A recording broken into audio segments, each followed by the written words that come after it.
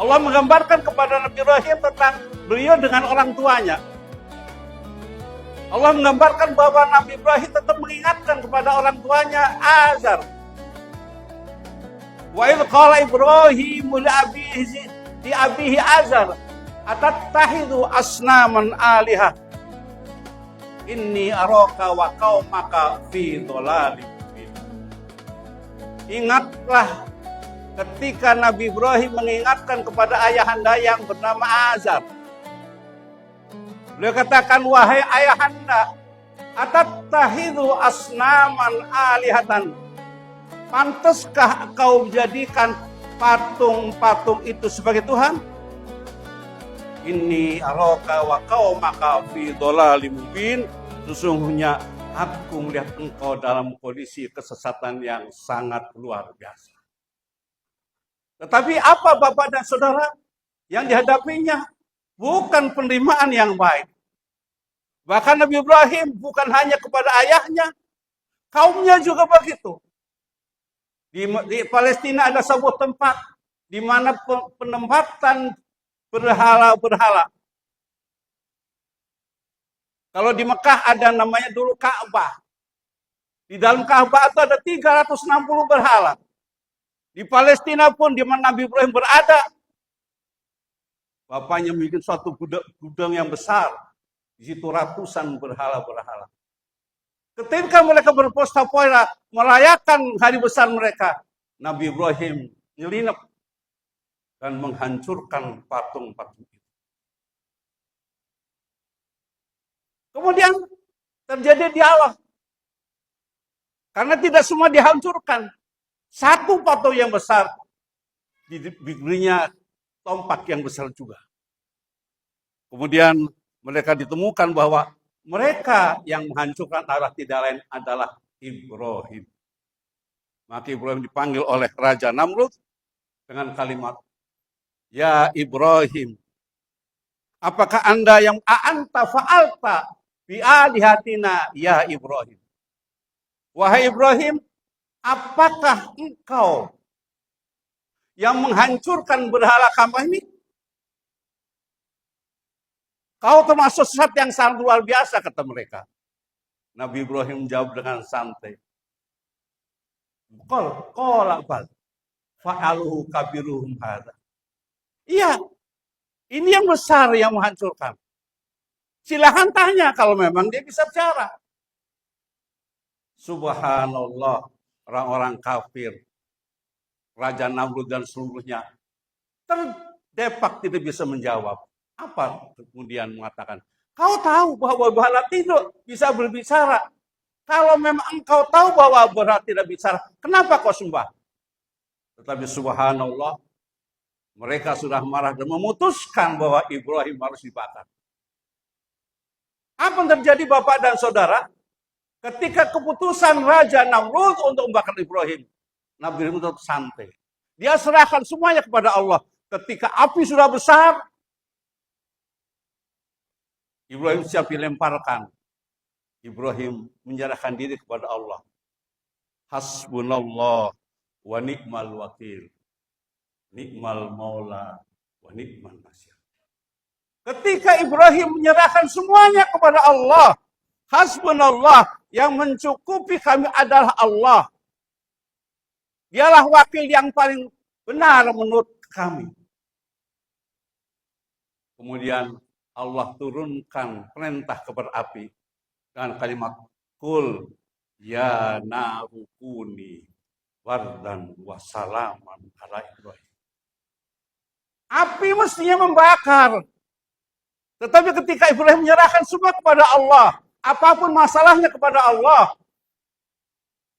maka Allah turun tangan membela yang menyerahkan diri kepadanya dengan berkata, wahai api, ya naru, wahai api, kuni jadilah kamu bardan dingin, wassalaman ala Ibrahim, selamat kepada Nabi Ibrahim. Nabi Ibrahim tidak sedikit pun terkena api karena dia serahkan kepada Allah Subhanahu wa taala. Bukan hanya situ Bapak dan Saudara, Ibrahim selalu mendapatkan ujian-ujian di wilayah. Ujian yang paling berat adalah yang diterimanya ketika Allah perintahkan kepada Ibrahim untuk mengorbankan anaknya. Seperti kita ketahui, Nabi Ibrahim adalah seorang nabi yang sangat luar biasa dalam berkorban.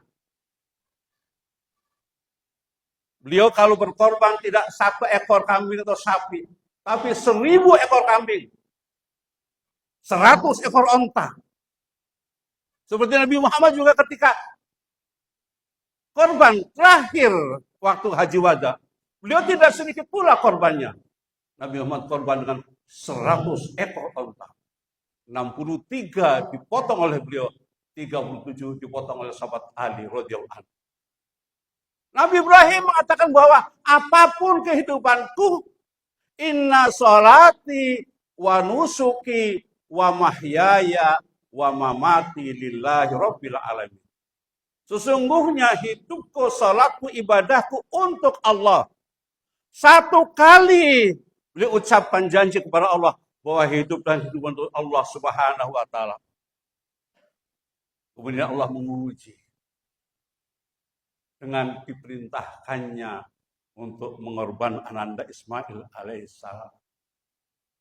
Saudara sekalian saya hormati, bahwa ujian itu tetaplah ujian. Ujian menghadap pada kita, Anda saudara dan saya, berkali-kali kita janji kepada Allah.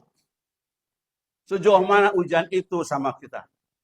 Maka oleh sebab itu, Nabi Ibrahim diselamatkan oleh Allah SWT. Dia panggil anaknya. Kita tahu bahwa Nabi Ibrahim sudah lama tidak mendapatkan keturunan. Setelah mendapatkan, diujinya. Walamma balagha ma'ahu sa'ya qala ya bunayya inni ara fil manam anni azbahu fanzur madza tara. Maka tatkala Ismail sudah bisa diajak usaha dengan ayahanda, membantu ayahandanya, dipanggilnya ananda Ismail dengan kalimat ya bunayya, wahai anak kesayangan, aku sudah sekian puluh tahun mendapatkan ini keturunan. Kamu satu harapan aku.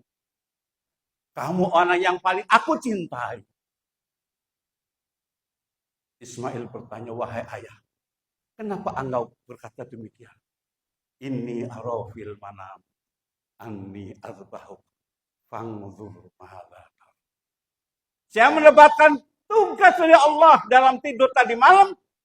Saya diperintahkan untuk menyembelihmu, mengorbanmu untuk Allah Subhanahu. Madza taruh, apa pendapat? Satu pendapat, satu jawaban yang satu luar biasa. Yang tidak bisa kita bayangkan. Kan yang diminta adalah nyawa. Ya abatif al-ma tu'mar. Satajuni insyaallah minas sabirin. Wahai ayahanda, kalau memang itu untuk kemuliaan,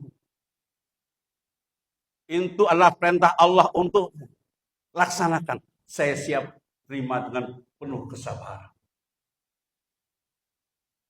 Ayahandanya bingung, anak, nyawamu loh yang diminta oleh Allah. Biarkan ya ayahanda, saya siap dengan penuh kesabaran. Subhanallah. Oke, kesepakatan. 2 orang kesepakatan. Ibrahim dan Ismail sepakat untuk menyerahkan diri dan memotong Ismail untuk Allah SWT. Maka Nabi Ismail minta kepada Allah, kepada Nabi Ibrahim. Falamma aslama wa tallahu lil jabin. Maka tatkala keduanya telah menyerahkan dirinya kepada Allah, Ibrahim telah meletakkan goloknya di atas leher anandanya. Ismail bicara sama ayahandanya. Ayahanda, sebelum kau laksanakan ibadah yang luar biasa, pekerjaan yang luar biasa itu memotong saya, tolong saya minta pertama ikat saya kencang-kencang. Yang kedua, tolong tutup muka saya. Kenapa kau minta diikat ananda? Saya khawatir saya berontak.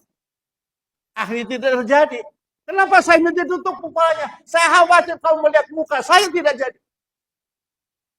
Subhanallah, ujian demi ujian dilaksanakan dengan penuh kesabaran. Maka ada poin fanadainahu ayya Ibrahim qad saddaqta ru'ya. Wahai Ibrahim, telah kau laksanakan mimpi itu. Laksanakan. Bus! Darah mengalir kemana-mana. Tahu-tahu dari belakang ada anak kecil panggil, ayah, ayah. Loh, kamu siapa? Aku Ismail, ayah. Ismail, kalau begitu siapa ini? Wa fadainahu bizibin azim. Aku ganti dengan siapa kami ibas korbannya Habil alaihissalam. Begitu dia tahu Ibrahim selamat, Ismail selamat, ketika itu langsung Ibrahim mengatakan Allahu Akbar, Allahu Akbar, Allahu Akbar. Ismail menjawab, La ilaha illallah wallahu akbar. Allahu Akbar walillahil hamd. Subhanallah, Allah selamatkan karena pengabdian dia kepada Allah. Bapak dan saudara sekalian, hari ini kita tidak mungkin diperintah untuk menyembelih anak kita dengan ujian semacam itu. Namun kita masih diuji oleh Allah dengan harta yang kadang-kadang menjadi kita pelit dan sebagainya. Kita diuji dengan jabatan yang kadang-kadang kita menjadi lalai dan khianat. Dan kita diuji dengan keluarga yang kadang membuat kita menunda perintah Allah. Dan kita diuji dengan kegiatan sosial yang merupakan kita kepada Allah Subhanahu wa ta'ala. Maka Nabi menjawab kita, La yu'min ahadukum hatta akuna habba ilaih min walidihi wa walidayhi ajma'in. Tidak sempurna iman seorang kalau belum menjadikan Rasul lebih dicintai pada orang tuamu, anakmu, dan termasuk orang manusia semua. Hadirin sidang sementara Rasulullah. Dari cerita ini sampai kesimpulan. Pertama, totalitas dalam ibadah kepada Allah tidak boleh hanya berhenti dalam sosial. Kita tidak boleh hanya taat kepada hal-hal yang sesuai dengan selera, lalu menolak ketika syariat menuntut kita untuk berkorban. Yang kedua, tazkiyatun nufus, membersihkan jiwa dalam berkorban hanya semata-mata karena Allah. Dan yang ketiga, tarbiyatul aulad, membina keluarga agar Nabi Ibrahim bisa selamat dengan keluarganya karena begitu tetelamnya dia membina keluarga. Yang terakhir, kepedulian sosial harus dibarengi dengan kepedulian nasional. Kemudian kita masing-masing pada diri kita pada Allah yang bersifat vertikal juga harus diimbangi dengan kebersihan kita pada sosial. Amanu wa amilus sholihah. Mudah-mudahan dengan kisah Nabi Ibrahim yang begitu luar biasa menginspirasi kepada kita mau berkorban untuk Allah, jangan sampai mengorbankan Allah.